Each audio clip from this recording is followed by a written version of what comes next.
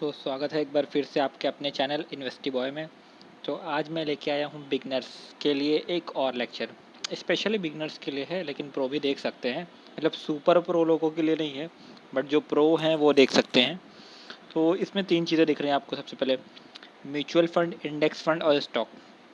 तो आप लोग अगर इस तीनों चीज़ों के बारे में जानते हैं तो बहुत अच्छी बात है, और नहीं जानते हैं तो मैं बता देता हूँ। म्यूचुअल फंड क्या होता है? जहाँ आप अपना कुछ पैसा निकालते हैं और एक एसआईपी के फॉर्म में, मतलब हर मंथ अपने अकाउंट से फिक्स कर देते हैं कि मुझे हर मंथ 500 रुपीज़ निकालना है, और कोई एक अच्छे म्यूचुअल फंड के साथ आप ज्वाइन अप हो जाते हैं और उसके थ्रू आप अपने पैसे को इन्वेस्ट करते हैं। तो वो कुछ रिस्पेक्टेबल कंपनियों में, अच्छी कंपनियों में आपके पैसे को लगाता है, तो जिससे आपको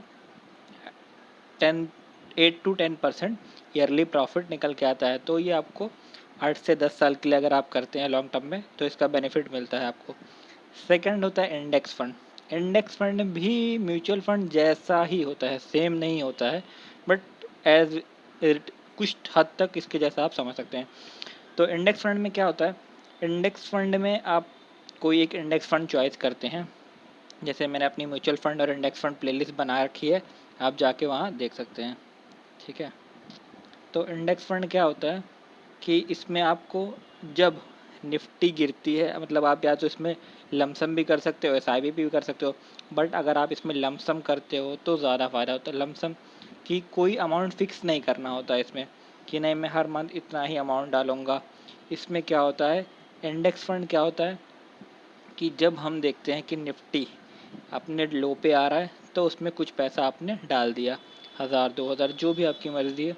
फिर अपने हाई पे गया तो ठीक है, फिर ऐसा करते करते आपको, लेकिन इसमें क्या है, ऐसे म्यूचुअल फंड में तो आपको ध्यान रखने की ज़रूरत नहीं है कि आपको कब डालना है कब ना डालना। आपके बैंक अकाउंट से कट गया, आपका फ़ंड मैनेजर बैठा हुआ है, वो उस हिसाब से उसको इन्वेस्ट करेगा। बट इंडेक्स फंड में इसमें आपको थोड़ा सा ध्यान देना होता है मार्केट के निफ्टी पे, कि वो कब गिर रहा है, तो उस हिसाब से आप इंडेक्स में फ़ंड मतलब पैसे डालते हैं, तो उस दिन उसमें पैसे लग जाते हैं। थर्ड आ गया स्टॉक। अब स्टॉक क्या होता है? स्टॉक जो होता है वो मेन इन्वेस्टमेंट है, डायरेक्ट इन्वेस्टमेंट, जिसमें आप विदाउट एनी, मतलब आपका कोई वो नहीं है मैनेजर, इसमें आप खुद से स्टॉक चॉइस करते हैं और खुद सिलेक्शन करते हैं। या तो अगर आपने अपना कोई मैनेजर वगैरह रख रखा है तो ठीक है भाई, आप इसमें डायरेक्ट इन्वेस्ट करते हैं, और इसमें इन दोनों से बड़ा रिटर्न मिलता है। सबसे कम रिटर्न इसमें मिलता है, उसके बाद इसमें, और थर्ड स्टॉक में। इन तीनों से अगर इसमें 8% मिल रहा है, 9%, तो इसमें आपको 12 से 13% मिलेगा। और इसमें आप एज इट इज़ जितना आपको लगता है कि आप अपने दिमाग से काम करके चला सकते हैं, आप साल का 25 से 30% भी रिटर्न निकाल सकते हैं, अगर आप अच्छे स्टॉक को चुनकर उसमें इन्वेस्ट करते हैं तो। ठीक है। सबसे पहले चीज़ क्या होता है, स्टॉक में आपको बाय लो और सेल हाई, ये वाली स्ट्रेटेजी बहुत ज़्यादा ध्यान रखना है। अब ऐसा नहीं कि रिलायंस का शेयर का प्राइस है 1500, आपने उस दिन उसमें इन्वेस्ट कर दिया, फिर 3 साल बाद देखा तो इसका प्राइस हो सकता है 1700 ही 1800 ही रहे, तो आपको क्या मिलेगा प्रॉफिट? सिर्फ 200 का 300 का प्रॉफिट मिलेगा। ऐसा हो सकता है कि उसका प्राइस 2100 पहुँच जाए, बट अगर आपने बाय लो किया होगा जब उसका प्राइस 1200 या 1150 पे रहा, तब तो आपको वही बेनिफिट डबल मिलेगा। तो आपको जहाँ 300 का प्रॉफिट हो रहा था, वहाँ आपको 600 का प्रॉफिट होगा। तो इसलिए ये ध्यान में रखना है, बाय लो और सेल हाई करना है। मतलब आप मार्केट ऐसे ऐसे ऐसे ऐसे चलती है, तो आपको यहाँ ये डिप्स पे ख़रीदना है, इस डिप्स पे ख़रीदना है और फिर यहाँ बेचना है। ये नहीं कि आपने यहाँ पे ख़रीद लिया और फिर मार्केट ऐसे ऐसे ऐसे गिर रही, तो अब आप यहाँ पर आके परेशान हो रहे हो। तो आपको हमेशा क्या ध्यान रखना है, आपको डिप्स पे ख़रीदना है, इन पॉइंट्स पे ख़रीदना है, इन पॉइंट्स पे ख़रीदना है, ताकि जब आप इन पॉइंट्स पे बेचो तो आपको प्रॉफिट मिले। ना कि आपको इन पॉइंट्स पे ख़रीद के इन पॉइंट्स पे बेच के लॉस में नहीं आना है। ठीक है। अब आगे आपको और चीज़ें बता देता हूँ मैं। अब बहुत से लोगों को नहीं पता होता है कि ये भाई निफ्टी क्या चीज़ है, निफ्टी किस चीज़ का नाम है, निफ्टी क्यों यूज़ करते हैं हम। तो निफ्टी कुछ नहीं है, कोई चीज़ नहीं है, ये सिर्फ़ और सिर्फ एक ग्रुप है, कंपनियों का ग्रुप, जहाँ पे 50 अच्छी कंपनियों को चुन के उनका ग्रुप बना दिया गया है, ताकि जब भी मार्केट में अच्छाई या मतलब उतार या चढ़ाव है, तो आपको पूरी 6,000 7,000 कंपनियां नहीं चेक करनी पड़े। सिर्फ आप इन 50 कंपनियों को देख लो तो आपको मालूम पड़ जाए हाँ भाई पूरा मार्केट गिर रहा है, इसलिए 50 कंपनियां भी गिर रही हैं, तो आपको इससे नॉलेज मिल जाएगी। इसमें 50 बेस्ट कंपनियां चॉइस करके रखी जाती है ताकि इसमें आप इन्वेस्ट करो और उसका आपको बेस्ट रिटर्न मिले।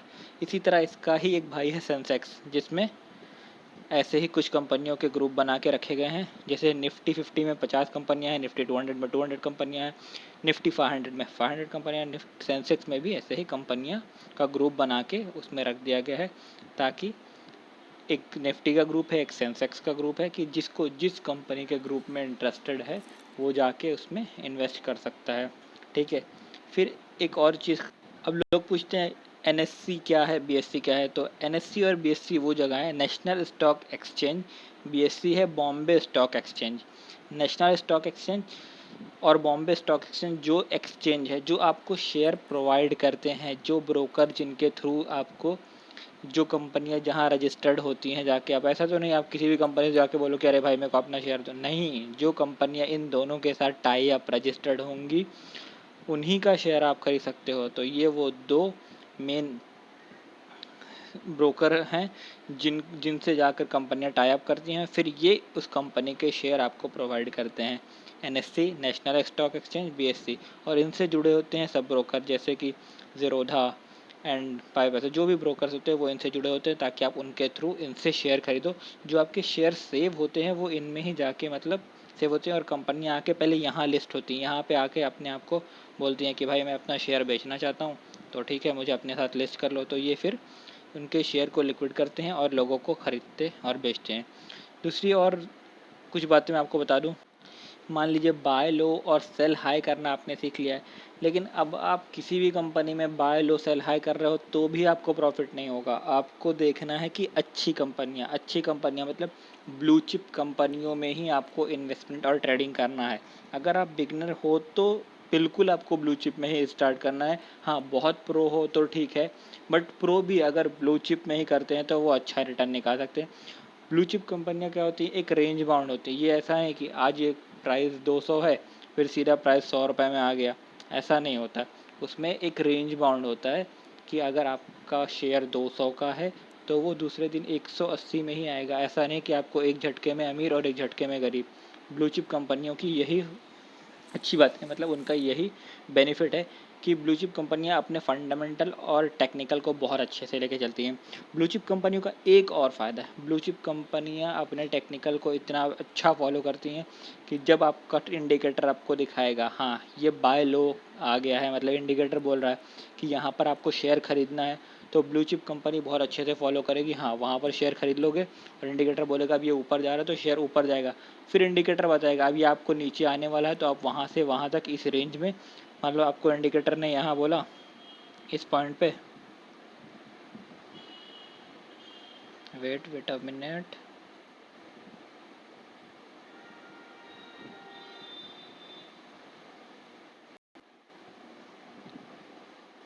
हाँ तो जैसे अब ब्लू चिप कंपनी मतलब आपने इंडिकेटर ने आपको यहाँ पर दे दिया सिग्नल कि अब आप यहाँ पे ख़रीद लो, तो फिर इंडिकेटर जब ये वापस यहाँ से नीचे का बाउंस बैक मारेगी तो आपको इंडिकेटर यहाँ पर बता देगा कि आपको यहाँ पर जहाँ पे भी आपको बता देगा अब आपको सेल करना है। तो फिर आप यहाँ से यहाँ तक का ये पॉइंट से ये पॉइंट तक का प्रॉफिट बुक करके आप निकल सकते हो। बट ध्यान रखें ब्लू चिप कंपनियों से ही आप ट्रेडिंग स्टार्ट करें, और at the end blue chip में ही करेंगे तो आप हमेशा सक्सेस रहेंगे और प्रॉफिट में रहेंगे। तो अब ब्लू चिप कंपनियां हैं कौन सी, तो उनका मैंने लिस्ट बना रखा है, मेरे प्ले लिस्ट में जाइए आपको ब्लू चिप कंपनियां मिल जाएंगी जो 250 से भी स्टार्ट है, 200 से भी, और 2000 तक की भी कंपनियां हैं।